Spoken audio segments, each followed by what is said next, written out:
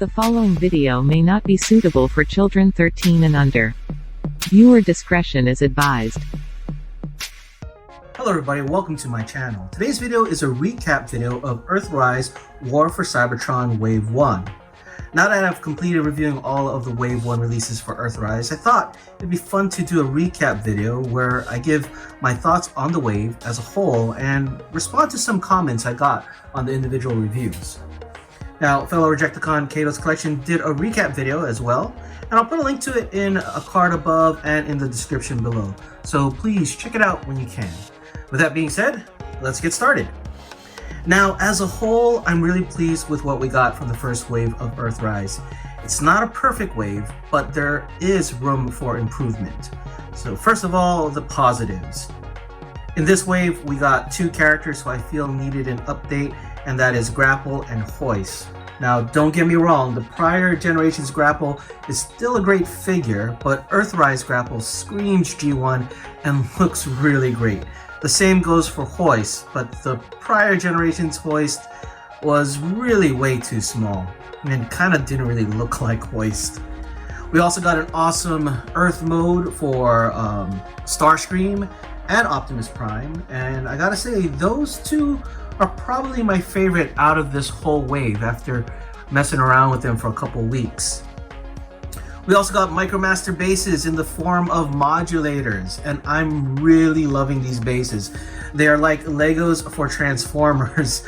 I've seen some impressive builds with Ironworks on various Transformers groups, and I can't wait to try some of my own. I mean, the dangerous part though is I'm going to probably want to get more modulators because I'm seeing these really impressive builds. And as you can see here, I have 3 of Ironworks right now. And if that thing ever goes on sale, I might pick up a few more.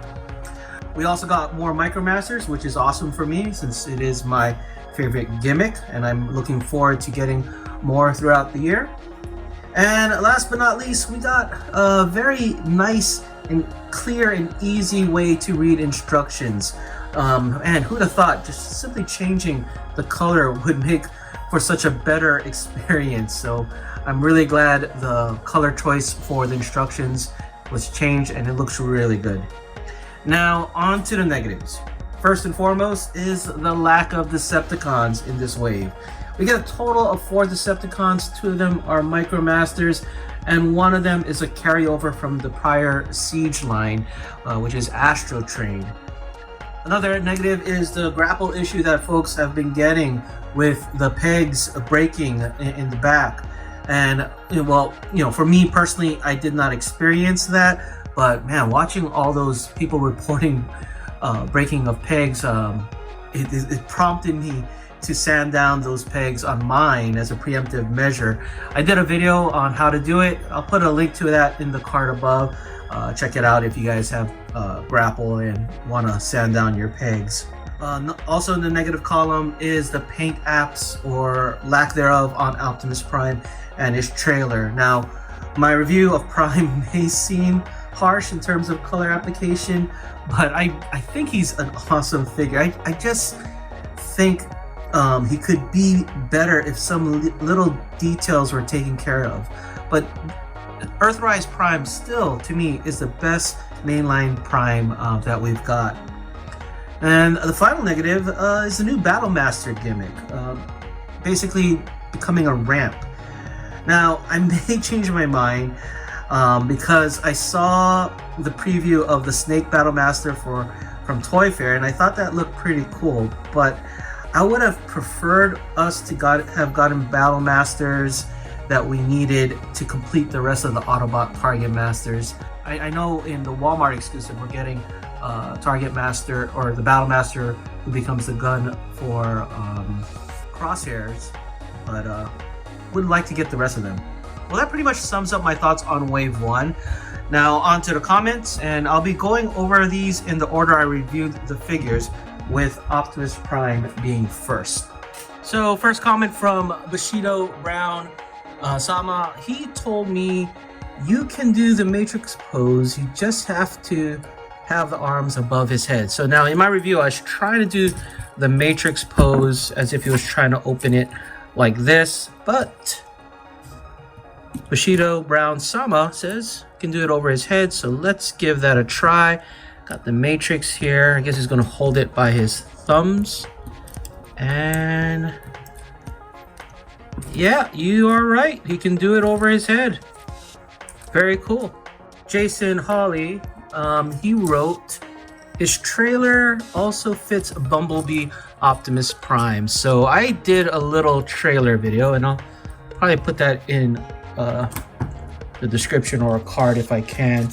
I don't know how many cards I said I was going to put in this video, and I know there's a limit of 5, but let's see what I can do. So this is Earthrise trailer, Earthrise Prime's trailer. Here I have Bumblebee Optimus Prime, and yeah, he uses that very well. But why stop at Bumblebee Optimus Prime? Here we have Power of the Primes, Optimus Prime. And yeah, all the wheels roll. Guess you could use it. It's a little tilted, but it's okay. Combiner Wars Prime. No can do. And Classics Prime. He has no peg, but I guess if you wanted to, you can drag it. Yeah, that doesn't really work as well. And the original that I did a video on, we have Siege Prime. And there you go. Bushido Brown Sama also asked in this review, can you show us Earthrise Prime next to Classics Grapple or Inferno in either mode? Here is Classics Grapple next to Earthrise Prime in robot mode. Here is Inferno, which is basically Grapple, remold in vehicle mode, and kind of get an idea how it would look next to Earthrise Prime in vehicle mode. Here's Siege Prime, because they're very similar in size. And the last comment, Walter Green says, buy him if I find him.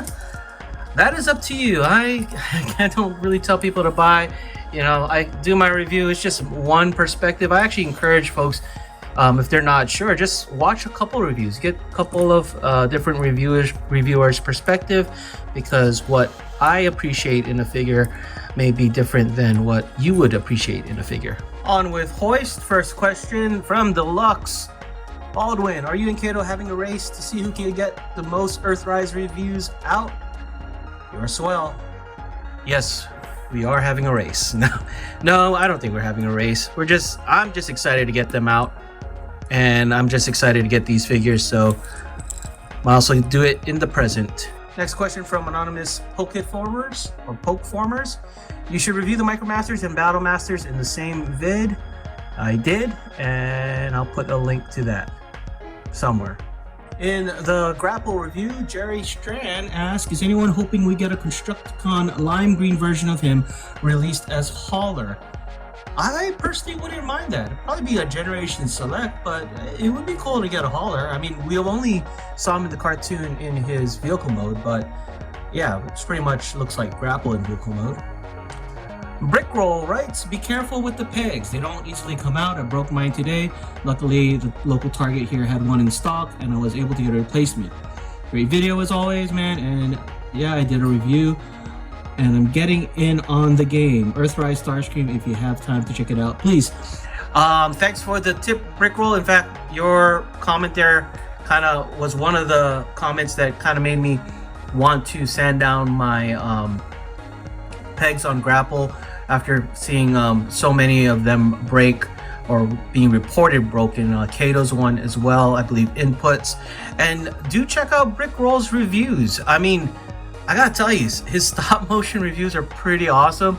I really like them a lot, especially when he does the fight scenes to you know, can they fight, and you really see that all the articulation in these figures, that all the possibilities for stop motion. Very cool. Please check out Brickroll's channel and his reviews. Like it a lot. On the Wheeljack review, Shield Liger asks, the reason why it says, or not asked, but he says the reason why it says 1981 on one side and 1984 on the other side is 1981 is homage to the Diaclone car robo version of the original toy, which came out in 1981, and 1984 is homage to the G1 toy, which came out in 1984.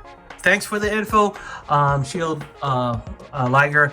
I appreciate it a lot. I first in my review I thought it was just faded, but that makes a lot more sense. And man, I gotta tell you, I really love all the details they put on Wheeljack, and very nice touches. And again, Shield Liger, I appreciate the comment and the information. Makes a lot of sense. And from the Earthrise Starscream review, the Daxter 11 asked if I customized those two in their review. If so, good work, but I have a question. If they're meant to be the characters in their Cybertronian vehicle modes, why make them look like Earth vehicles and give them Earth police decals? Oh, okay. So I'm thinking he's talking about the Toy Hacks upgrades to, or conversion kits for Siege Prowl, Red Alert, and stuff. So I did that. I did customize those two. They're basically with Toy Hacks, and I'll put links to them.